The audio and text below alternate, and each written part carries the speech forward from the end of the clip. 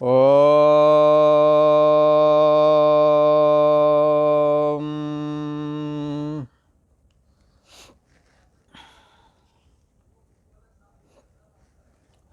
ओम अखंडमंडलाकारं व्याप्तं येन चराचरं तत्पदं दर्शितं येन तस्मै श्री गुरुवे नमः।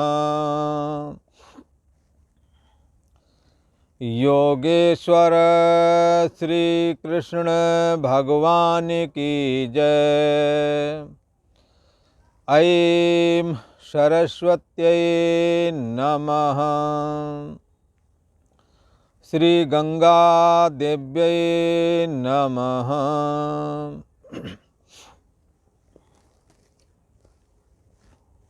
पूर्व का प्रसंग चल रहा है दैवी संपदा और आसुरी संपदा का वर्णन। भगवान श्री कृष्ण ने कहा जीवन में दैवी संपदा का होना अत्यंत अनिवार्य है। यदि आप भौतिक विकास करना चाहते हैं तो भी सद्गुणों को अपनाओ, जीवन में मंगल होवेगा, कुशल मंगल से रहोगे। और यदि भौतिक जीवन में आपके अंदर सदाचार नहीं, सत्य नहीं बोलते, आपके परिवार वाले लोग ही आप पर विश्वास नहीं करेंगे। तो दैवी संपत्ति तो घर गृहस्थी का जीवन चलाने के लिए भी जरूरी है। बेशक चोर आदमी क्यों न हो, पर ऐसा चोर आदमी भी यदि कोई नौकर रखेगा तो ईमानदार रखना चाहता है। इससे साफ जाहिर है कि ईमानदारी की हर जगह जरूरत है। आप बेशक ही झूठ बोलते हो, पर दूसरे से ये अपेक्षा जरूर रखते हैं कि आप जो भी हमसे कहें सही सही बतावें। दूसरे से सत्य सुनना चाहते हैं। क्या मतलब? ये सत्य दैवी गुण है, ईमानदारी दैवी गुण है। इसकी जरूरत चोर को भी है। बेईमान भी ईमानदारी चाहता है दूसरे से। इसका मतलब चाहे बेईमान हो चाहे जो हो, ईमानदारी की सबको जरूरत है। इसलिए बगैर सद्गुण के घर गृहस्थी का जीवन भी तो नहीं चल सकता। इसलिए भगवान श्री कृष्ण ने कहा पहले तो सद्गुणों को धारण इसलिए करो कि तुम्हारे हृदय में मानवता आ जावे। यदि मानवता आ गई, ईमानदारी आ गई, सत्य बोलना आ गया, दूसरे की सेवा करना आ गया, या प्रथम तो अकर्मण्य थे अपने ही काम करो, ऐसा करने से धीरे धीरे दैवी संपत्ति की ओर आपका उत्थान हो जाएगा। आप दैवी संपत्ति की ओर चल पड़ेंगे। दैवी संपत्ति आपको जानवर पने से हटा करके मानवता की ओर ले आती है। और फिर अच्छे कर्म करते हो, आसक्ति और फलाकांक्षा से रहित होकर के करते हो, स्वार्थ बुद्धि का त्याग करके यदि तुम अपने समस्त कर्मों को करने लगे हो तो वो दिन दूर नहीं, भगवान श्री हरि की परम निर्मल भक्ति का आपके हृदय में प्राकट्य होवेगा। और जो जगत के एकमात्र परमात्मा श्री कृष्ण आपके हृदय देश में आने ही वाले हैं। इसलिए दैवी संपत्ति विमोक्षाया निमंदाया आसुरी मता। दैवी संपत्ति मोक्ष के लिए है और आसुरी संपत्ति बंधनकारी कहलाई है। दैवी संपत्ति देखो कैसे बंधन खोल देती है। आप घर में ताला लगाए हैं, आपको भय है चोरी चक्की का। जिस दिन पता लगा कि आपके जितने भी इर्द गिर्द के लोग हैं ये चोर उचक्के हैं ही नहीं, ये सही लोग हैं, ताला बंद कर दोगे। बात बात में ताला लगा करके जाते थे, कहे नहीं यहाँ लोग ठीक हैं, कोई ज़रूरत नहीं। किस प्रकार से आपके बंधन को, ये ताला लगाने वाला बंधन जो जीवन का खत्म हो गया। यदि आपको लगे यहाँ कोई चरित्रहीन नहीं है तो निश्चिंत होकर के आप बाहर जा सकेंगे अपने बेटियों को छोड़ करके। यदि नहीं है, चरित्र निर्माण करना, दूसरे की ओर गलत दृष्टि न डालना, ये दैवी गुण है। यदि तुम धारण करोगे तो क्या होगा, आपका सभी विश्वास करेंगे, आपका जीवन मंगलमय रहेगा। चरित्रहीन पुरुष की कोई इज्जत नहीं होती है, और चरित्रहीन पुरुष जब दूसरी जगह जाता है तो लोगों को पता तो लग ही जाता, उस पर नज़र रखते हैं कहीं कुछ गड़बड़ न कर। पर चरित्रहीन पुरुष भी अपनी बहन बेटियों के लिए चाहता है कि यहाँ कोई चरित्रहीन ना आ जाए, इसलिए हमों ने अपने जीवन को चरित्रहीन नहीं होने देना है। मन और इंद्रियों को विषयों से लौटा करके रखना है। मन विषयों में ना जाए और इंद्रियां विषयों में ना जाएं, ये बहुत बड़ा दिव्य गुण है। ये यदि धारण करोगे तो भौतिक जीवन भी आनंद से गुजरेगा और अंत में परमात्मा की भक्ति भी मिलती है। इसीलिए भगवान श्री कृष्ण ने कहा, दैवी संपत्ति विमोक्षाया निमंदाया सुरीमता। अर्जुन सोचने लगे कि अरे दैवी संपत्ति की इतनी महिमा है, भगवान की भक्ति आ जाती है, भगवान हृदय में निवास करने लगते हैं, अब पता नहीं हमारी में है या नहीं।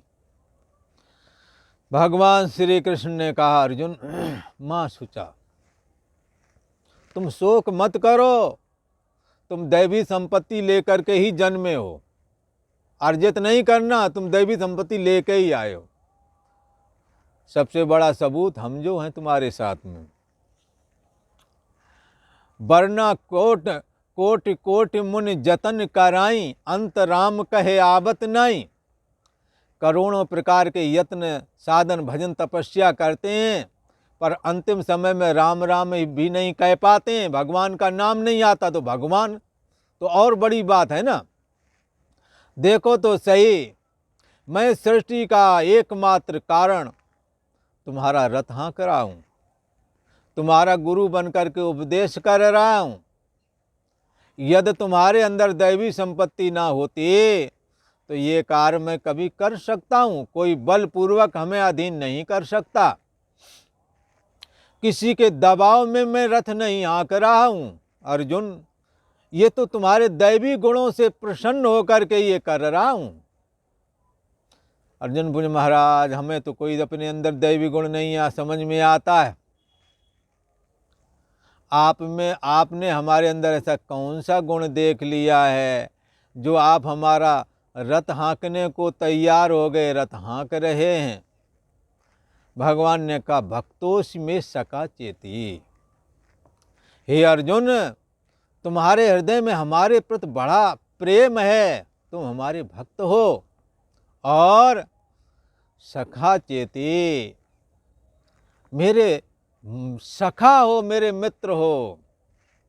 बोली, अरे इतना बड़ा जगत का ईश्वर, मैं तो पहले यही जानता रहा कि वसुदेव देवकी के पुत्र ये केशव, हाँ, कंस के भय से ब्रजमंडल में गए होंगे और जैसे तैसे जान बच गई। सयाने होने पर संदीपनी की यहाँ विद्या प्राप्त की, उनकी वजह से सारे जगत के राजाओं को अधीन कर लिया। कंस आदि को तो पहले ही मार दिए थे,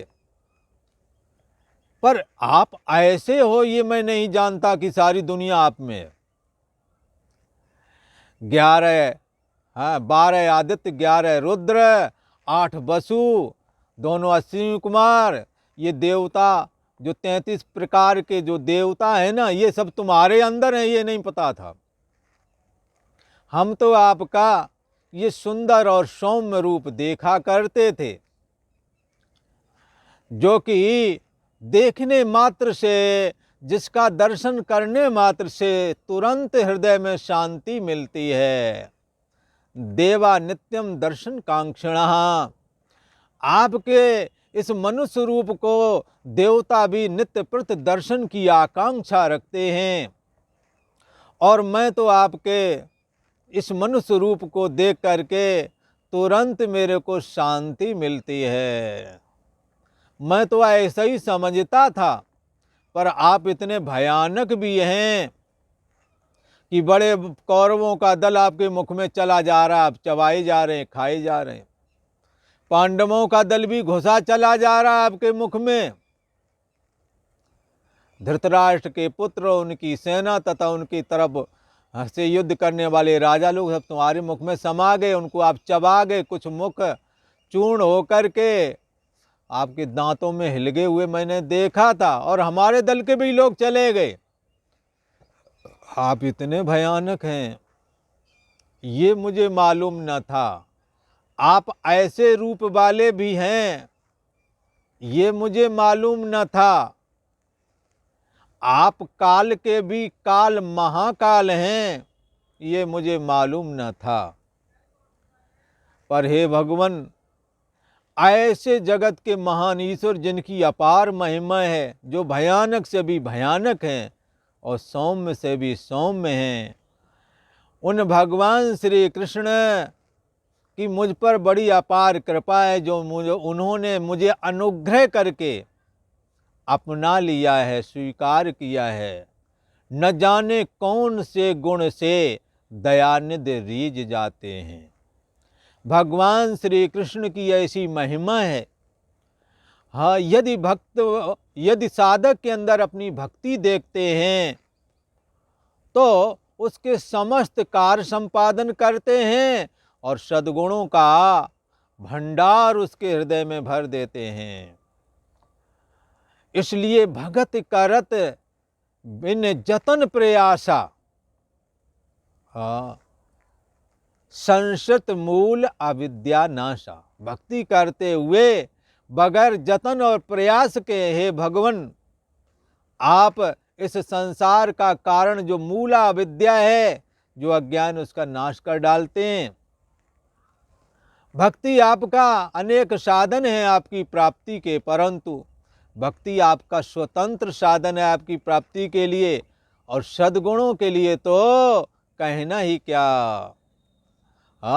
भक्ति स्वतंत्र सकल गुण खानी, संपूर्ण गुण उसके हृदय में विराजमान हो जाते हैं, जिसके अंदर आपके चरणों की भक्ति विद्यमान रहती है। भगवान श्री कृष्ण ने कहा, ऐसी भक्ति अर्जुन के पास, अर्जुन तुम्हारे अंदर विद्यमान है, क्योंकि तुम्हारे अंदर समस्त दैवी गुण जो विद्यमान हैं वो तुमने हासिल नहीं किए। बोले फिर? वो लेके ही आए हो, तुम तो जन्मे थे इनके साथ में, वरना तुमने कोई बहुत बड़ी तपस्या तो की नहीं। मैं तुम्हारा सखा कैसे बन गया, तुम्हारा गुरु बन के कैसे उपदेश कर रहा हूं। भगवान श्री कृष्ण कहते हैं, दैवी संपत्ति विमोक्षाय निमंदाय आसुरी मतः। पर अर्जुन, दैवी संपत्ति तो मोक्ष के लिए है और आसुरी संपत्ति बंधनकारी है। पर अर्जुन, तुम चिंता नहीं करना, तुम शोक नहीं करना, तुम दैवी संपत्ति को लेकर के ही उत्पन्न हुए हो। दैवी और आसुरी संपत्ति वाले ये लोग अनादिकाल से इस दुनिया में होते आए हैं। मनुष्य दो प्रकार के होते हैं, दैवी संपत्ति वाले और आसुरी संपत्ति वाले। कई बार आसुरी संपत्ति वाले लोग, आसुरी स्वभाव वाले लोग बढ़ जाते हैं, कई बार दैवी स्वभाव वाले लोग बढ़ जाते हैं। ये दैवासुर संग्राम चलता रहता है। भगवान श्री कृष्ण कहते हैं कि आसुरी संपत्ति वाले में, जो आसुरी संपत्ति जिनके अंदर दया करुणा मुदिता नहीं है, जो क्या करना चाहिए क्या नहीं करना चाहिए ये भी नहीं समझते, ना उनका श्रेष्ठ आचार है और ना ही वो पवित्र रहना जानते हैं। सत्य भाषण भी नहीं करते, सत्य बोलते भी नहीं हैं। ऐसे जो आसुरी स्वभाव वाले लोग हैं वो विक्षिपित रहते हैं, दुखी रहते हैं, उन्हें शांति नहीं मिलती है। सदा सुख जे चाहें, सदा सुख यदि चाहते हो तो भगवान की शरण ग्रहण करो, ताकि समस्त दैवी गुण आकर के आपके हृदय में विराजमान हो जाएं। और समस्त दैवी गुण विराजमान हो गए तो भगवान श्री कृष्ण अपने आप वहीं आएंगे।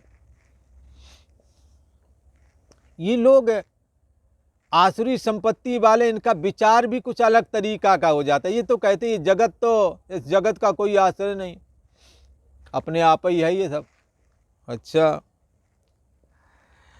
वे कहते हैं कि आसुरी प्रकृति वाले मनुष्य क्या करते हैं, ये जगत तो आश्रय रहत है, इसका आश्रय सर्वथा असत है, इसका कोई आश्रय है ही नहीं, और बिना ईश्वर के ये जगत चल रहा है, स्त्री पुरुष के संयोग से ये उत्पन्न हो गया है।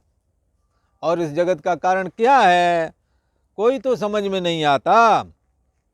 स्त्री पुरुष के संयोग से उत्पन्न हुआ है ये जगत, केवल काम ही, काम सुख ही इस जगत का कारण है, इसके अलावा और तुम्हें कोई कारण लगता नहीं, ऐसा ये लोग कहा करते हैं। परंतु अर्जुन, ऐसी दृष्टि रखने वाले ये लोग कैसे होते हैं? 9वें श्लोक में ये बात बता रहे हैं। एतां दृष्टिमवष्टभ्य नष्टात्मानोल्पबोधया प्रभवन्त्युग्रकर्माणं क्षयाय जगतो हिताः। एतां दृष्टिमवष्टभ्य, ऐसी दृष्टि उनके अपने अंदर धारण करते रहते हैं। कैसी दृष्टि? जगत का कोई कारण नहीं है, स्त्री पुरुष के संयोग से दुनिया उत्पन्न हो गई। अरे भाई केवल दुनिया हो गई, और भी तो कुछ होना चाहिए। केवल स्त्री पुरुष के संयोग ही से सारी दुनिया उत्पन्न हो गई? पहाड़ कहाँ से आए? आसमान कहाँ से आया? जल कहाँ से आया? अग्नि कहाँ से आई? हाँ, आप कहते हो आपस में स्त्री पुरुष के संयोग से हम सब जन्म गए। शास्त्र कहता आत्मना आकाशा संभूता, आत्मा से आकाश हुआ, आकाश से वायु तेज जल पृथ्वी हुए, इनका पंचीकरण हुआ। फिर इनका पंचीकरण होकर के जो वनस्पति आदि पिता ने खाई और रजवी वो वीर के रूप में तब्दील होकर के माता के गर्भ में प्रवेश कर गया। फिर पिंड बनना शुरू हुआ और शरीर का निर्माण हो गया। तो यहाँ तो ईश्वर कारण बताते हैं, आप कहते हैं अपरस्परम संभूतम। इसलिए शास्त्र संबद्ध बात को स्वीकार करना चाहिए। भगवान श्री कृष्ण कहते हैं ऐसी मिथ्या दृष्टि का अवलंबन करके एताम दृष्टि अवष्टभ्य, ऐसी मिथ्या ज्ञान की दृष्टि को अवलंबन करके नष्टात्माना, जिनका स्वभाव नष्ट हो गया है, जिन्होंने अपनी आत्मा को मानो मार ही दिया है। नष्टात्मान, जिनका स्वभाव नष्ट हो गया है। क्या स्वभाव? कि दे जन्म से पहले नहीं, मरण के बाद में नहीं, ये तो हमारा स्वभाव नहीं है। स्व माने अपना भाव, ये पराया भाव ओढ़ लिया है हमने। जो जन्म से पहले नहीं, मरण के बाद में नहीं, वर्तमान में ही हमारा भाव कैसे हो सकता?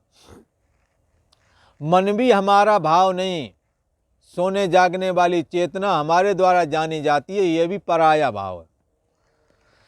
जो यो बुद्धि परतस्तुषा, जो बुद्धि से परे तत्व है, वो अपना स्वभाव है, अपना निजी भाव है।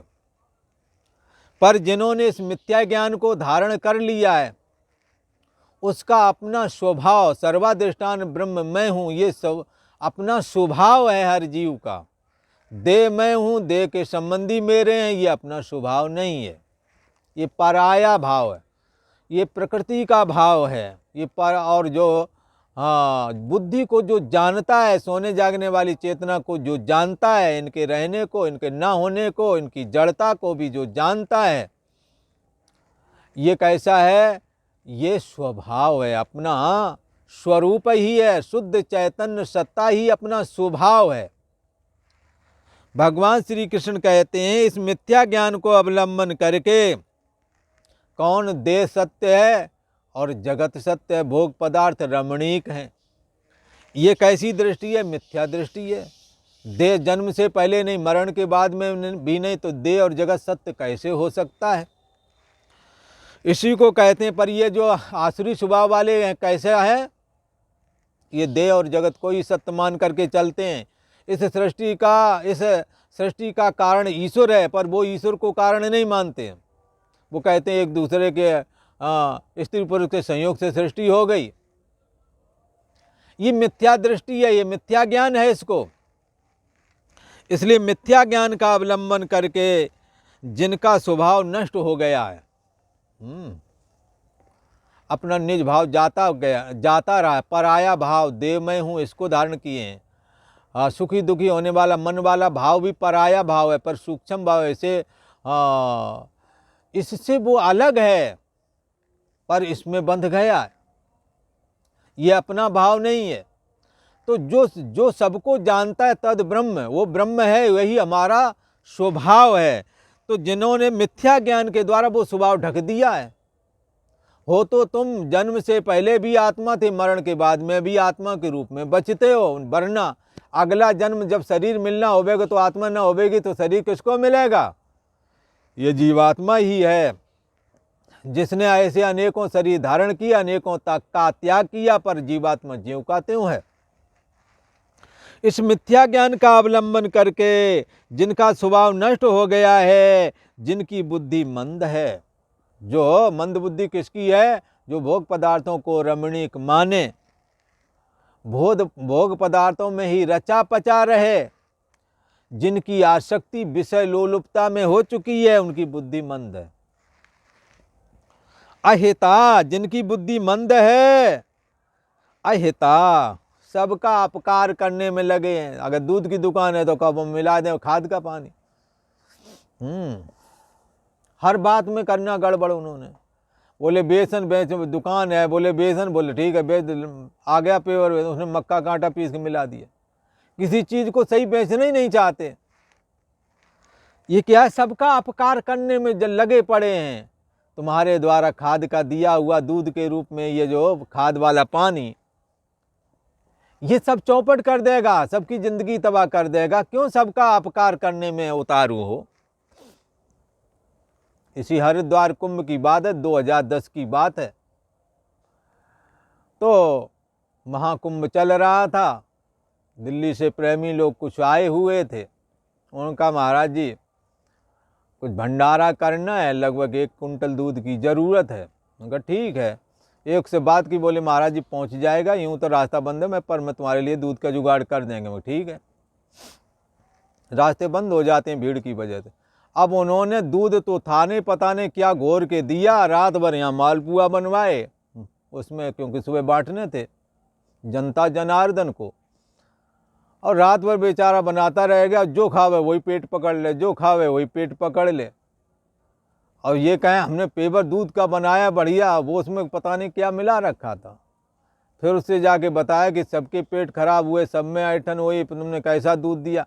बोले अरे महाराज जी वो तो हमने तुम्हारा काम चला दिया, दूध सारे रास्ते बंद थे। अरे मैं समझ गया, तुमने हमारा काम क्या चला दिया, सबकी जान लेने का प्रयास किया। सबका अपकार करने वाले, ऐसा नहीं करना चाहिए, इससे बचना चाहिए। ये आसुरी स्वभाव वाले हैं, भले ही वो आदमी दिखते हों, भले ही बढ़िया सा अच्छा सा तिलक लगाए हों, बढ़िया से कपड़े पहने हों, अगर ऐसा काम करते देख लो तो समझ जाओ बाहर का तो ठीक है, पर अंदर में जरूर कोई न कोई आसुरी संपदा इनके अंदर बैठी हुई है। भगवान श्री कृष्ण कहते हैं इस मिथ्या ज्ञान का अवलंबन करके जिनका स्वभाव नष्ट हो गया है, तथा जिनकी बुद्धि मंद हुई है, जो सभी का अपकार करने में लगे, एक का हो एक, सभी के लिए, उन्हें ये नहीं पता कि क्या होगा। छोटे बच्चे भी खाएंगे उस दूध से बने हुए पदार्थ को, बचपन से ही वो रोगी बन जाएंगे। और आप चाहते ये कि हमें पेवर चीज़ मिले। एक ने हमें एक जगह एक कहानी बताई थी कि एक जगह एक आदमी बीमार था, तो एक महंगा कैप्सूल जो उस समय 1000 रुपये में आता था, उनका ये कैप्सूल लेने पड़ेंगे। तो वो मिलावट का काम किया करते थे, अपने का जो उनका काम था उसमें मिलावट किया करते थे। उसमें कैप्सूल के अंदर पीली पीली दवा भरी हुई थी। तो खैर जब वो लेने गए तो वो कैप्सूल लेकर जब आए तो असर नहीं कर रहा था। तब उन्होंने, डॉक्टर ने उसे खोल के देखा तो उसमें मक्का का आटा भरा पड़ा था। तो क्या है, आप जैसा व्यवहार दूसरों के प्रति करते हैं, आपके पास में भी वही व्यवहार लौट के आने वाला है। अगला आदमी कुछ समय बाद मर गया, क्योंकि उससे जो मर्ज था वो बढ़ता ही गया। दवाई तो थी नहीं, उसमें मक्का का आटा पीला भरा पड़ा था। तो क्या है, आप जब दूसरों को ये कहते हैं ऐसी दुनिया हो गई, वैसे अपने ऊपर भी झांक लिया करो, कहीं ऐसा तो नहीं हम भी इसी रास्ते से चल रहे हों। हाँ, इसलिए फिर अगर आप भी उसी रास्ते से चल रहे हो तो फिर उसे गाली मत देना, बल्कि चोर चोर मौसे होते भैया, ऐसा समझ लेना ये भी हमारा ही भाई है। बकवास नहीं करना। फिर दूसरों को जहर खिला करके खुद अमृत पीने की इच्छा रखते हो, ऐसी आशा छोड़ दो, नहीं मिलेगा। भगवान श्री कृष्ण कहते हैं सबका अपकार करने वाले ये आसुरी स्वभाव वाले लोग होते हैं। और कैसे होते हैं, उग्र कर्माणा, क्रूर कर्मी। इससे ज़्यादा और क्या हो सकता है। तुम उन्हें भोजन में ही कुछ मिला दिया, ये ठीक नहीं है, इससे बचो। कुछ तो जगह ऐसी रखो कि कल को तुम्हारे को एक नया जीवन मिले, भगवान दे, और तुम्हारे शुरुआती दौरान तुम्हारे को भी मिलावट वाला सब खाने पड़ जावे। इससे बचना चाहिए। लॉकडाउन का समय चल रहा है, सिलेंडर लिया एक ने ला करके सीधा हमारे यहाँ झोपड़ी में गंगा के किनारे रखा के उठाने नहीं दिया। मैंने कहा भला आदमी होवेगा। जब बाद में उठा के देखा तो वो आधा ही, ऊपर से किराया भी दिया, पूरे सिलेंडर के पैसे दिए, वो आधा ही निकला। हर जगह ये डांडी मत मारो, ये आपके लिए बहुत बड़ा अहितकारी साबित होवेगा। हर जगह झूठ मत बोलो, ये आसुरी स्वभाव बन जाएगा। हर जगह ऐंठ के मत बैठो, कोई जगह ऐसी भी बना लो जहाँ जाके मत्था झुका लो, मत्था टेक लो। इसलिए राम कृष्ण थे को बड़ो तिनहु ने गुरु कीन, तीन लोक के जे धनी गुरु आगे अधीन। गुरुओं के आगे वो उनसे अधीन रह करके उनके गुरु आश्रम में सेवा किया करते थे। तुम भी अपना बनाओ, माना कि तुम्हारी साधुओं पर निष्ठा खत्म होगी टीवी देख देख करके, ठीक है, पर सभी ऐसे नहीं होते। जरा अपने विचारों में तब्दीली लाएं। हाँ, अगर नहीं ला सभी ऐसे हो गए तो तुम्हें कम से कम तुम्हारे माँ बाप होंगे, उन्हीं का आदर करना सीखो। पर तुम्हारे को तो उनसे भी प्यार से नहीं बोला जाता है। दुनिया में कोई भला आदमी तुम्हें दिखता ही नहीं है दुर्योधन की तरह। कहीं एक जगह ऐसी बनाओ जहाँ तुम भी मत्था टेक सको और श्रद्धापूर्वक ये कह सको, हे भगवान हमारे अंदर ये कमियां हैं, हमारे से ये गलती हुई है, अपनी गलती स्वीकार करो। ईश्वर के मंदिर में जाओ, जहाँ एकांत में तुमने स्थान बनाया, वहाँ बोलो भगवान हमसे ये गलती हो गई है, क्षमा करना, आगे से हमारे से ये गलती ना हो। आप ऐसा बोलें, आपके अंदर से वो दुर्गुण छूट जाएगा, भगवान की भक्ति प्रारंभ हो जाएगी। भगवान श्री कृष्ण कहते हैं ये क्रूर कर्मी लोग हो जाते हैं जो इस तरह के आचरण में संलग्न रहते हैं। और क्या, जगता क्षयाय प्रभवंती, जगत के नाश के लिए प्रवृत्त बने रहते हैं। आश्रम में रुका लिया, बल्ब खोल के ले गए, शौचालय देखा तो गंदा पड़ा, पता लगा देखा रसीद भी नहीं कटा के निकल गए। क्या करे अगला आदमी, फिर लगाते हैं गेट, बोले क्यों, बोले रसीद कटा गया। एक बार 20 आदमी आ गए, रुक गए, बोले 20 जाने 50 ऐसे कुछ थे, और जब देने का 2-3 दिन खाया पिया रहे, बिजली पानी खर्चा, यहाँ तो सबके बिल लगते हैं, खर्च कर लिया, बाद में चुपके से एक एक करके निकल करके जाने लगे।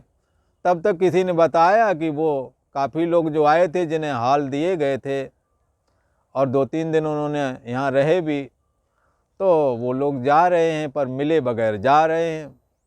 तब उन्हें रोका गया तो पता लगा आधे लोग निकल गए थे, आधे बाहर थे, तो उन्होंने ताला लगा दिया। अब कोई कहे ये क्यों अन्याय करते हो, भला अरे ये अन्याय नहीं है, ये गड़बड़ इनकी है। पहले तुमने तो सारे मिलकर के कम से कम पैसे पहले ठहराए है, कम से कम इतना, उनका जितना दे सको उतना बता, बोले हम इतना दे लेंगे, फिर उतना भी नहीं तुम दे पा रहे हो, अब बगैर बताए निकले जा रहे हो, चालाकी। आप जहाँ रहे हैं वहाँ गंदा भी करे आए, कई तो ऐसे भी आ जाते हैं, सबके लिए नहीं कह रहा हूँ, अच्छे लोग भी हैं। हाँ, अकेला आता है, एक दिन रहा, 1 महीने के खर्चा देकर 10-10 लोगों का 100-100 लोगों का भी देकर जाते हैं, ऐसी बात नहीं है। अच्छे लोग भी हैं और उस तरह के भी लोग हैं, ऐसा नहीं सभी समाज में अगर गलत हो जाएंगे तो फिर कैसे समाज चलेगा। परंतु ऐसे लोगों के द्वारा जो आसुरी स्वभाव वाले हैं उनके द्वारा जगत का नाश होता है, वहाँ आश्रम का नाश होता है। ऐसे समाज में अगर उपद्रव भी आ जाए तो समाज का नाश कर डालेंगे। इसलिए ऐसे आसुरी स्वभाव वाले लोग इस समाज को मानो नष्ट करने के लिए ही पैदा हुए हैं। भगवान श्री कृष्ण कहते हैं कि ये लोग क्या कहते हैं कि आसुरी स्वभाव वाले कहते हैं ये जगत आश्रय रहत है, ये सर्वथा असत बात है कि ईश्वर ऐसा बनाया है, भला अब परस्परम संभूतम, स्त्री पुरुष के संयोग से ये हम तुम बन गए हो। हाँ, इसके अलावा और कोई इस दुनिया का कारण नहीं है। तो ऐसी दृष्टि का ये मिथ्या ज्ञान है। इस मिथ्या ज्ञान का अवलंबन करके उन्होंने मैं आत्मा हूँ, मैं ब्रह्म हूँ, जो उसके शरीर, जो उसकी बुद्धि देश का साक्षी है, सत्ता मात परमात्मा जो उसके हृदय देश में विद्यमान है, वही उसकी असली मैं है, वही उसका अपना भाव है। शरीर मन इंद्रियां पराया भाव है। उसने अपने अपने भाव को, अपने अंतर्यामी भाव को ढक दिया है और ढक करके उसने अपनी बुद्धि मानो नष्ट कर डाली है, बुद्धि मंद हो गई है। किस वजह से? मिथ्या ज्ञान जो धारण किया है। आपको कोई आश्रय नहीं लगता है। प्रारंभ में तो आप जो कहते हैं जगत का आश्रय ईश्वर है, उनकी तुम निंदा करने का, उनको डांट दो, चलो वो चुप हो जाएंगे। बाद में तुम अपने माँ बाप को चुप कराने जाओगे और चुप करा देते हो, बाद में तुम खुद ही राक्षस बन जाते हो, क्योंकि तुम्हारे ऊपर कोई अंकुश नहीं रह जाता। इसलिए हमें अपने पर अंकुश लगाना है। एक जगह ऐसी बनाओ जहाँ पर खुद झुको, एक जगह ऐसी भी रखो जहाँ हम सत्य ही बोलेंगे, ईमानदारी से ही काम करेंगे।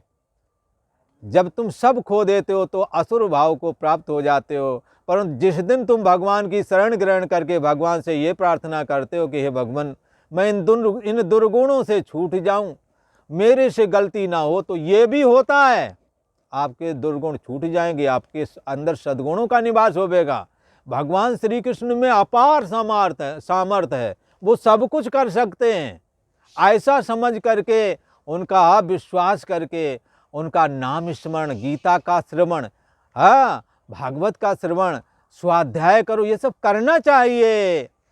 भगवान श्री कृष्ण कहते हैं मिथ्या ज्ञान धारण करने की वजह से उनका आत्मिक भाव भूल जाता है, बुद्धि मंद पड़ जाती है और कर्म ऐसे करते हैं जिससे सबका अहित होने लगता है और बाद में क्रूर कर्मी बन जाते हैं। फिर बाद में तो जगत नष्ट करने पर उतारू हो जाते हैं। कुछ ऐसे कर्म करेंगे जिससे सभी दुखी हों, तो फिर क्या हो गया है? जगत का नाश करने वाले बन गए। इसलिए हमें इन सब से बचना चाहिए। ये आसुरी संपत्ति का निरूपण भगवान श्री कृष्ण ने इस 9वें अध्याय में किया है और ये आसुरी संपत्ति वाले किस प्रकार दुराचारी बन जाते हैं, इस बात को इस श्लोक में बताया गया है। और आज इतना ही। ओम शांति शांति शांति।